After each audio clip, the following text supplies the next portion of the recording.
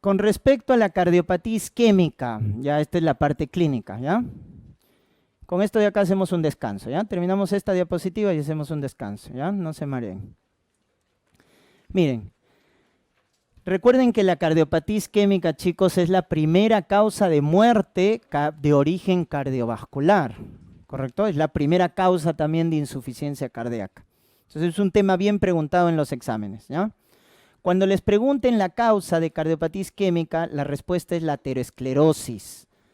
Esa es la primera causa de cardiopatía isquémica. ¿Por qué le llega menos sangre al corazón? Porque se forman placas de ateroma. Y al generarse placas de ateroma, se produce un desbalance entre la oferta y la demanda de oxígeno. ¿Por qué? Porque las placas de ateroma, al obstruir las arterias coronarias, hace que le llegue menos sangre, menos flujo al corazón, ¿ya? Entonces esta es la primera causa, la aterosclerosis. Miren, ¿y por qué se forma una placa de ateroma? Por esta molécula, ¿no? El LDL, que está en exceso, y cuando está en exceso, miren dónde se va a acumular, en el subendotelio. Se oxida en el subendotelio, y esa oxidación genera atracción de los macrófagos. Los macrófagos vienen al endotelio y fagocitan al LDL oxidado, formándose la llamada célula espumosa. ¿Qué es la célula espumosa? El macrófago que ha fagocitado el LDL oxidado. Y cuando se acumulan muchas células espumosas, ¿qué se va a formar? La estría grasa. Primera lesión macroscópica en el vaso. La estría grasa. Por eso, chicos, la Sociedad Americana de Cardiología, AJA, va a clasificar en 6 estadios la formación de placas de ateroma. Comenzamos, miren. 1. ¿Qué ves en el 1? Nada. Esta es la llamada lesión inicial. No hay una lesión macroscópica, porque acá ¿qué hay? Células espumosas, chicos. Entonces tú no ves, porque son células espumosas aisladas. Ese es 1, lesión inicial. 2, acá sí ves lesión, miren, miren, miren, ahí está la lesión. Tú ves lesión debajo del endotelio, miren. Es la famosa estría grasa. El estadio 2 es la estría grasa. Chicos, el estadio 3, lesión intermedia. Ya hay más colesterol. Lesión 4, ya se forma un centro lipídico, se llama placa de ateroma. En el 4 se ha formado un centro lipídico, miren. Miren, hay bastante grasa que ha formado un núcleo, un centro lipídico, ya eso es 4, placa de ateroma. 5, alrededor de la placa de ateroma se forma una capa fibrosa de colágeno. Entonces se llama placa fibroateromatosa. Fibroateromatosa. Y hasta ahí, chicos, ¿qué están viendo? Miren, hasta ahí, ¿qué ha pasado? Hasta la lesión tipo 5, miren. Comenzó así y miren qué ha pasado con la placa. Ha ido creciendo y ¿qué está produciendo? Obstrucción. ¿Esto crees que pasa en días? No, años. Durante años el paciente va acumulando el colesterol en el subendotelio y la placa, miren lo que está haciendo. Progresivamente va obstruyendo la luz de la arteria coronaria. Entonces el paciente cuando ya tiene una obstrucción grave, recién va a tener síntomas, cuando la obstrucción es grave. Entonces lo que estás viendo acá es la forma crónica de la cardiopatía isquémica, que se conoce con el nombre de ¿qué? De angina estable. Hasta acá ves la lesión crónica, porque la obstrucción es lenta, ¿no? Va creciendo poco a poco, ya. Pero la lesión tipo 6 es la llamada placa o accidente de placa, porque acá se rompe la placa, chicos. La placa de ateroma se rompe, miren, se ha roto, se expone el colágeno, activa la hemostasia y se forma un trombo. Entonces ese trombo va a producir una oclusión aguda. del flujo coronario. Y es acá donde el paciente, ¿qué va a tener? Angina inestable o infarto agudo de miocardio, porque este viene a ser el cuadro agudo. Chicos, la cardiopatía isquémica tiene una forma crónica y una forma aguda. La crónica se llama angina estable. La aguda, lo vamos a ver después del break, se llama SICA, síndrome isquémico coronario agudo. ¿Por qué se forma el cuadro crónico? Por una obstrucción progresiva. En cambio, el cuadro agudo, ¿por qué se produce? Por una rotura de la placa, por un accidente de la placa. Se forma un trombo y causa una obstrucción aguda. ¿Estamos? Ya está.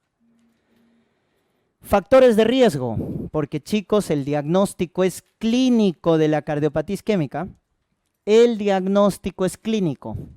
Entonces tú tienes que saber el contexto, ¿no? ¿En quién vas a sospechar? ¿En joven o en adulto mayor? Adulto mayor, la edad entonces, ¿no? En el caso de los varones, 45 años ya es factor de riesgo. En caso de las mujeres, 55 años. ¿Por qué en las mujeres más tarde? Por los estrógenos, que son cardioprotectores. Pero como la mujer ya a los 55 entra a la menopausia, pierde el factor estrogénico, ¿no? Sexo, el varón. Mayor riesgo en el varón. Ya está. Entonces, adulto mayor, varón, factor de riesgo para cardiopatía isquémica. Y sus antecedentes de los factores de riesgo cardiovascular mayores. ¿Quiénes son los mayores? Tabaco, hipertensión, diabetes, dislipidemia. Esos son los 4 mayores que te tienes que acordar, ¿ah? Tabaco, hipertensión, dislipidemia y diabetes. ¿Correcto? Y en la diabetes hay un dato interesante. El equivalente de angina, porque la angina es el dolor de pecho isquémico del miocardio, es la disnea, chicos. No esperes que el diabético con infarto te diga, tengo dolor de pecho. El paciente diabético te va a decir, me falta el aire. Y ahí debes descartar infarto en un paciente diabético. Es decir, en el diabético el equivalente de angina es disnea. El equivalente de angina es disnea. Muy bien, los demás son secundarios, ¿no? Obesidad, sedentarismo, aumento de ácido úrico, etc. O sea, acordate los mayores. Ese es el contexto clínico. Muy bien. La angina estable, entonces vamos a comenzar con la angina estable, es la forma crónica. Miren, ¿por qué se produce? Porque hay una obstrucción progresiva de la luz coronaria. Como hay una obstrucción progresiva por una placa de ateroma, ahí está, miren la placa de ateroma, recién va a dar síntomas cuando la obstrucción es grave. ¿Y qué es grave? Cuando se obstruye ya más del 75% y el paciente va a tener dolor de pecho cuando hace un esfuerzo. Entonces es la llamada angina de esfuerzo. Entonces, el paciente corre y le empieza a doler el pecho. Angina al esfuerzo. Cuando ya la obstrucción es más del 90%, tiene angina al reposo. O sea, el paciente ya no puede hacer nada. Está en reposo y le duele el pecho porque la obstrucción es del 90%. Entonces acá el dato, chicos, es que la obstrucción es progresiva, lenta, por eso es crónica. Y miren ¿por qué estos pacientes sobreviven más? Porque como la alteración es crónica, ponen en funcionamiento colaterales. ¿Quién tenía más colaterales? ¿La dominancia cardíaca derecha o izquierda? Derecha. Entonces, derecha es buen pronóstico cuando tiene su dominancia cardíaca derecha.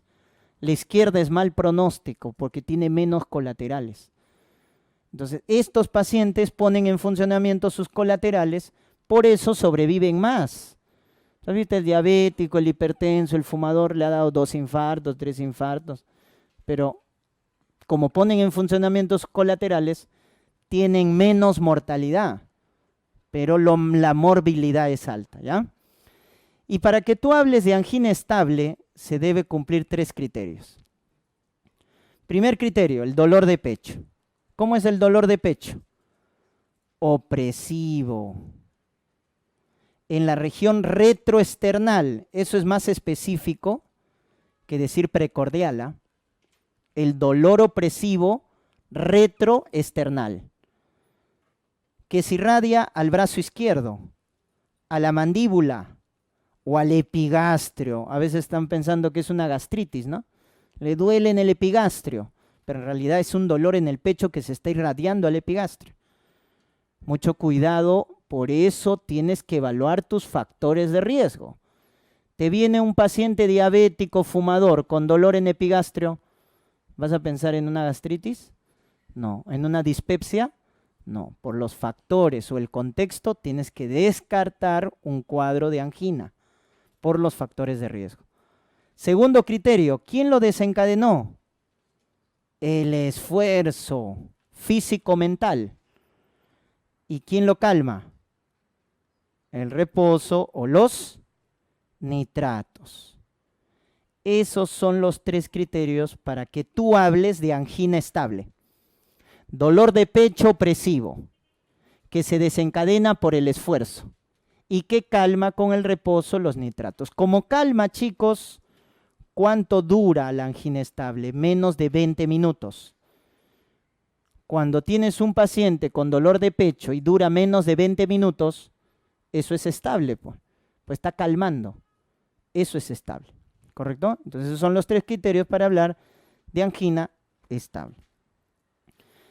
Pero ¿qué pasa si tienes duda diagnóstica o quieres ver el pronóstico de tu paciente? ¿Con qué pruebas evalúas a tu paciente con angina estable? Estamos hablando primero de la forma crónica, estable. ¿Cuáles son las pruebas? Funcionales. Cuando tú quieras confirmar el diagnóstico, porque tienes duda, ¿no? No es tan adulto, es joven, pero le duele el pecho cuando corre. Tiene 40 años, no fuma, no tiene diabetes. Entonces te das con duda, ¿no? O quieres ver el pronóstico. Entonces, para eso sirven las pruebas funcionales. ¿Y cuáles son las pruebas funcionales en la angina estable? Esta es la basal, la ergometría o test de esfuerzo. ¿Han visto cuando les hacen correr sobre la bandeleta? ¿No? Corren sobre la bandeleta conectado a un electrocardiograma y veo los cambios en el EKG asociado al esfuerzo. O sea, el paciente corre y veo qué pasa en el electrocardiograma. Esa es la ergometría.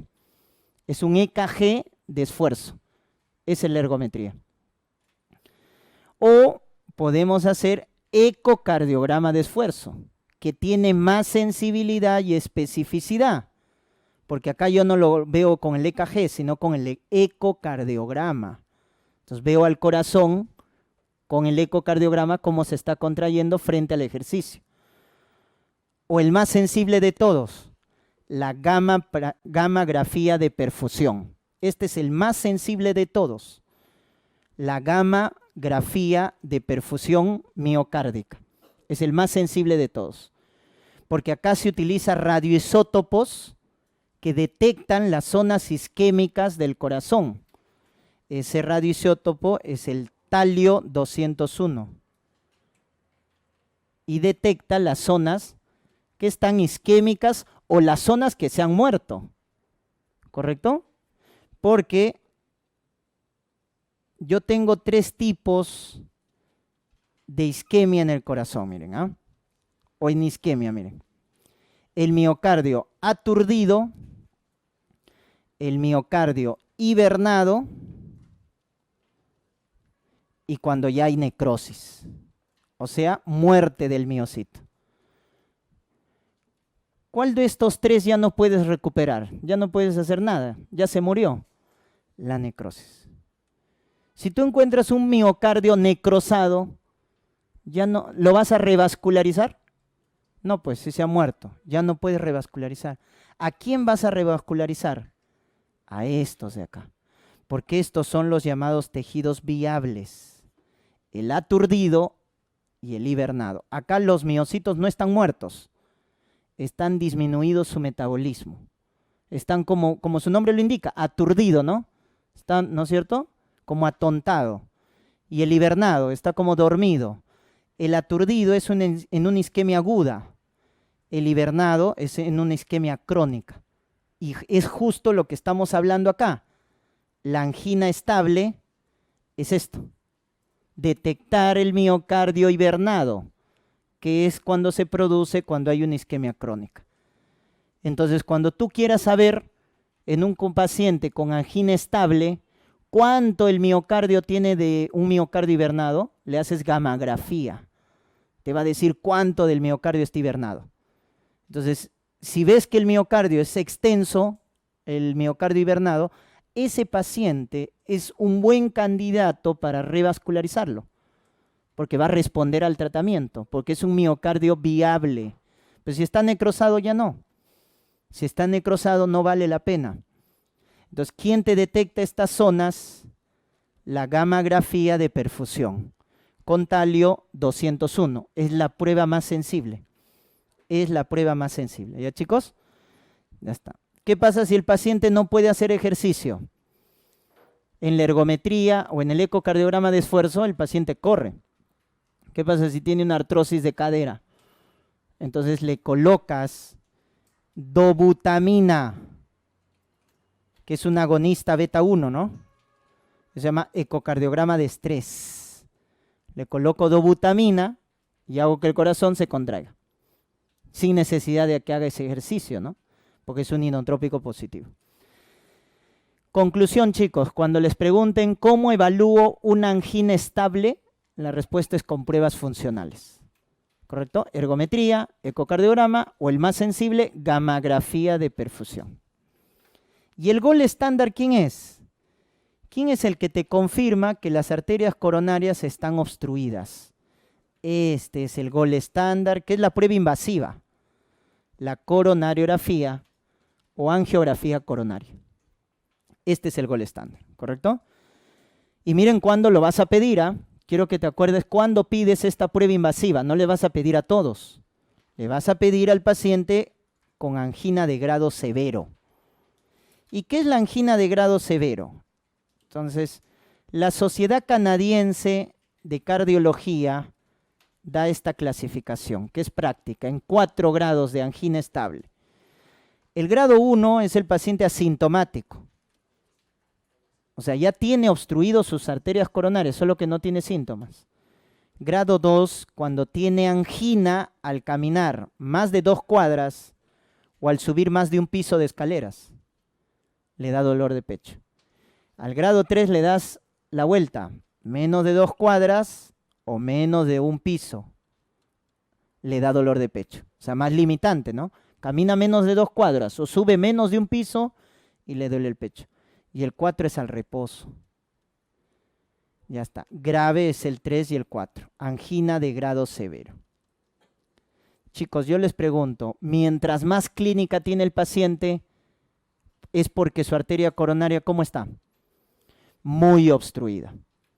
O sea, que el paciente tenga angina de grado 3 o angina de grado 4, quiere decir que su arteria coronaria ya está bien obstruida. Por eso a estos pacientes tienes que hacerle coronariografía para ver cuánto está obstruido. Entonces, esa es la indicación. Tienen angina de grado severo, hay que hacerle coronariografía. ¿Te acuerdas que también te dije las pruebas funcionales para qué servían? Aparte del diagnóstico. Pronóstico. ¿Qué pasa si el paciente empieza a hacer ejercicio y ya se altera todo el EKG? Entonces es de mal pronóstico.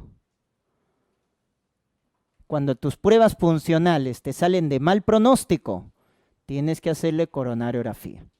Porque este paciente que tiene angina de grado severo, pruebas funcionales de mal pronóstico, probablemente ¿a dónde lo vas a llevar? A revascularizar. Y como lo vas a revascularizar, tienes que saber qué arteria está afectada o qué arterias están afectadas. Entonces, antes de revascularizar, y cuando el paciente tiene mal pronóstico o es de angina de grado severo, le haces coronariografía, ¿ya? Esa es la indicación, no es a todos. Entonces, cuanto peor esté el paciente, a ese paciente le pides coronariografía. Tratamiento de la angina estable. El paciente, ¿qué es lo que quiere? Que le calmes el dolor. El paciente hace ejercicio y le duele el pecho. Cálmale el dolor. El nitrato, chicos, solo es un sintomático. Solo es sintomático. ¿Saben cuál es el mejor antianginoso? Si les preguntan en su examen, ¿cuál es el mejor antianginoso o cuál es el antianginoso de primera línea? ¿Cuál es la respuesta? Beta bloqueadores. Más que el nitrato, tú tienes que darle beta block al paciente, porque ese es el antianginoso de primera línea, ya que no solo te calman los síntomas, te mejora el pronóstico del paciente. Pero ¿qué pasa si tiene asma o tiene POC? ¿Puedes darle beta block? No, por el broncoespasmo, ¿verdad? Entonces, cuando no puedas utilizar beta block, ¿quién lo reemplaza? Su hermana, el calcio antagonista.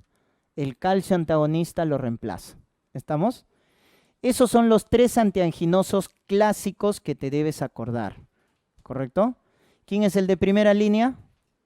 Beta block. Cuando no puedas utilizar beta block, calcio antagonista. Y solo para calmarle los síntomas, nitrato. Ya está. Esos son los 3 antianginosos.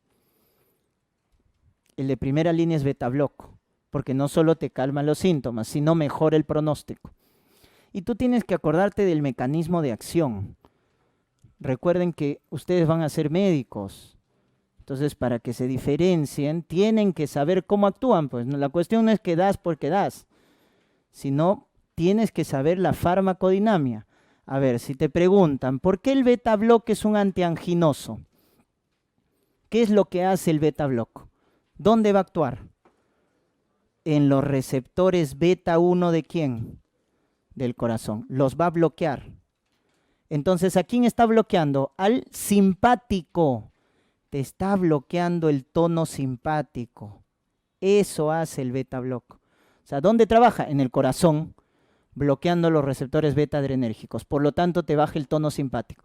Chicos, y si les bajan el tono simpático, baja la frecuencia cardíaca y baja la fuerza de contracción. Con lo cual, el corazón está más lento.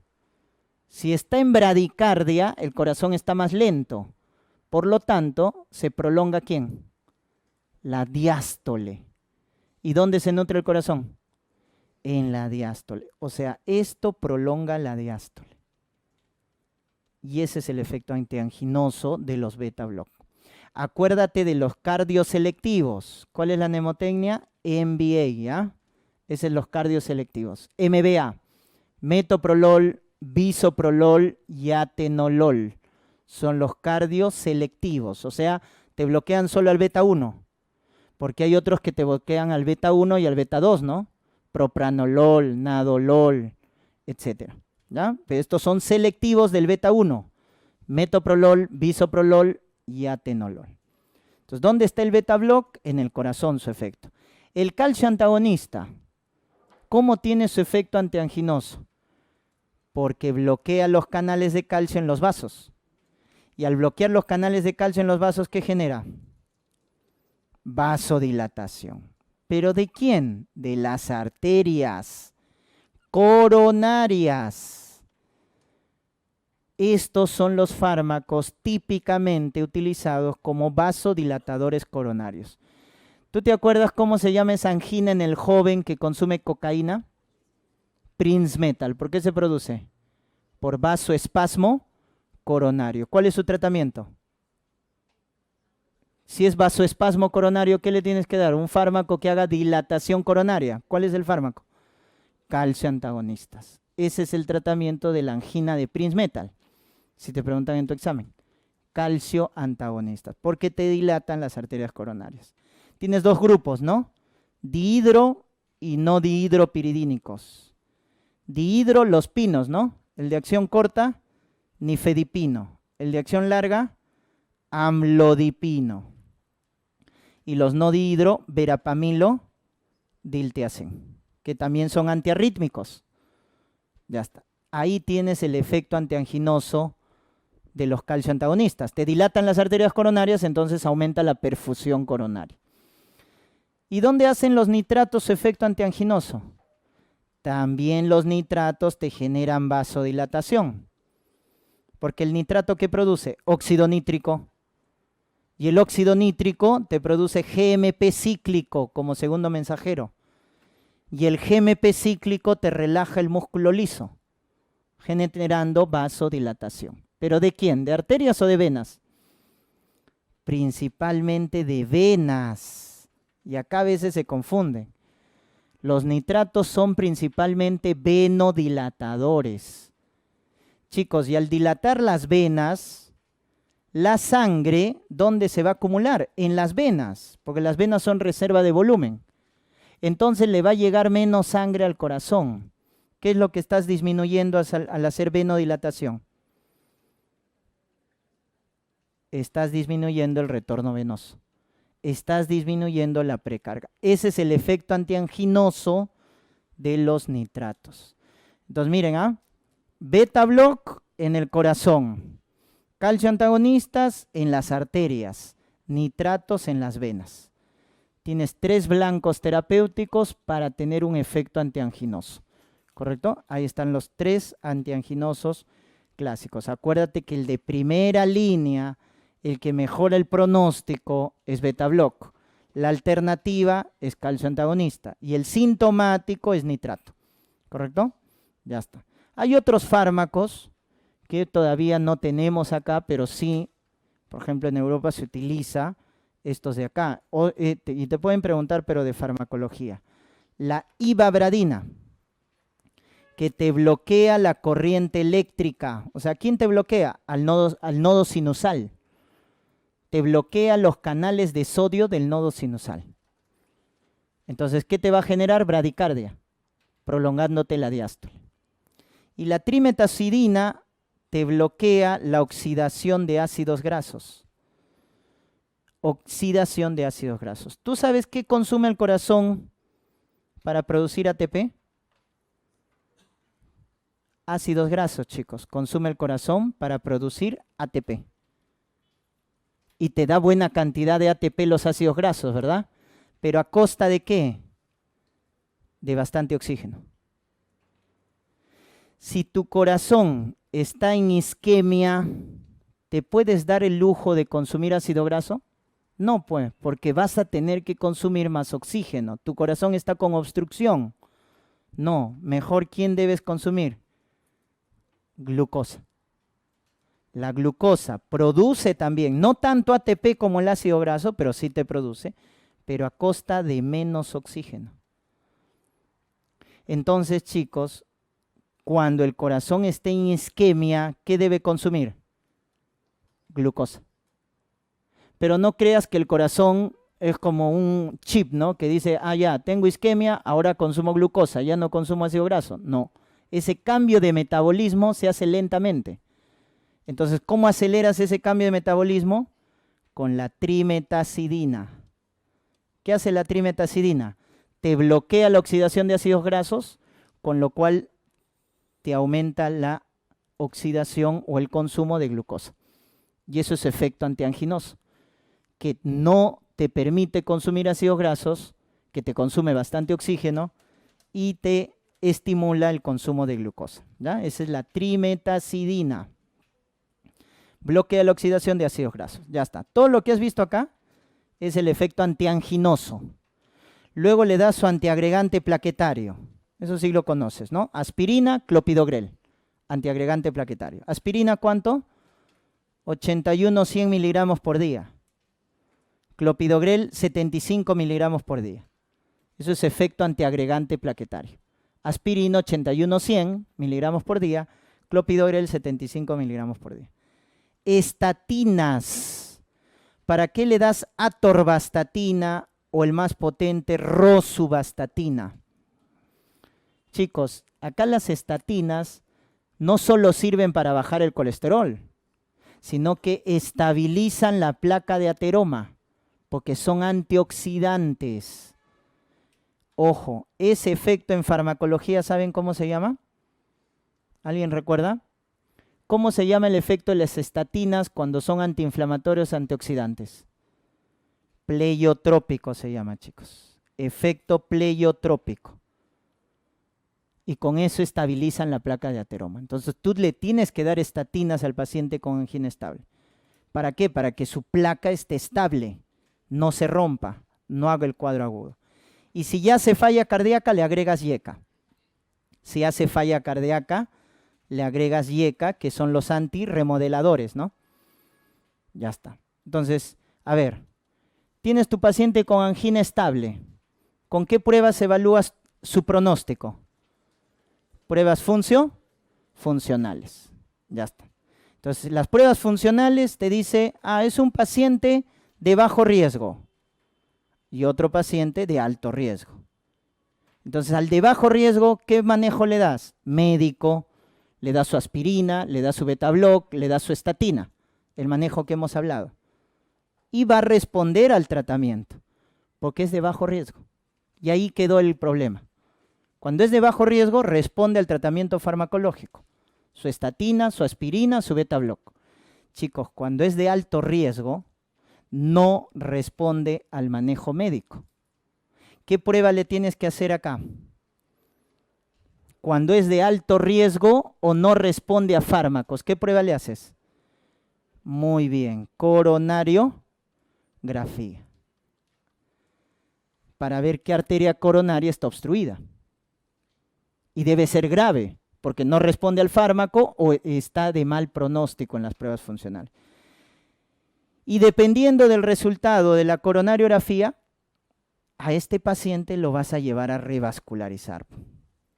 Porque es un paciente grave que no responde al manejo farmacológico. Lo tienes que llevar a revascularizar. Y hay dos formas de revascularizar.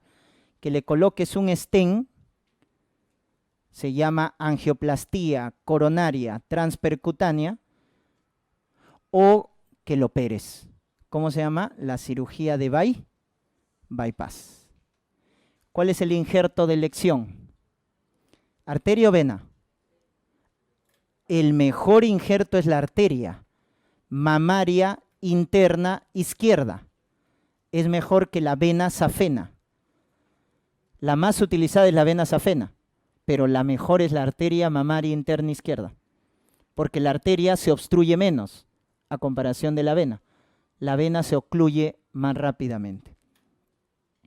Entonces tú decides al paciente, según el resultado de la coronariografía, stent o cirugía. ¿A qué paciente? Al de alto riesgo o al que no responde al tratamiento farmacológico. Entonces, acuérdate los criterios para uno, pues, y por defecto, si no cumple esos criterios, lo mandas a angioplastia. En este caso, para cirugía, es 1, 2, 3. Uno, ¿qué significa? Alteración de un vaso. ¿Qué vaso tiene que estar alterado para que lo mandes a cirugía? El tronco coronario izquierdo, obstruido más del 50%. Chicos, si el tronco coronario izquierdo quedaba sus dos ramas, ¿no? ¿Cómo se llamaban sus dos ramas? Circunfleja, descendente anterior. ¿Está obstruida más del 50%? Operas. Lesión de dos vasos, donde uno de ellos es la descendente anterior, obstruido más del 70%. Y es un paciente diabético o que tiene falla cardíaca. Es mejor la cirugía. Lesión de dos vasos, donde uno de ellos es la descendente anterior, obstruido más del 70%, que tiene diabetes o falla cardíaca. O lesión de tres vasos cualquiera. Se llama multivasos. Cuando ya varios vasos están obstruidos, es mejor la cirugía que la angioplastia. Si no cumple ninguno de estos criterios, lo mandas a angioplastia. Cuando no cumple esos criterios, ¿correcto? Ya está. Ese es el enfoque entonces terapéutico del paciente con angina estable, ¿correcto? Entonces acá está, miren, las indicaciones para cirugía de bypass. Coronario izquierdo más del 50%, lesión de dos vasos, donde uno de ellos es la descendente anterior, diabetes o falla cardíaca o multivaso. Tiene estas indicaciones, operas. No cumple, angioplastia, colocando stent, ¿ya?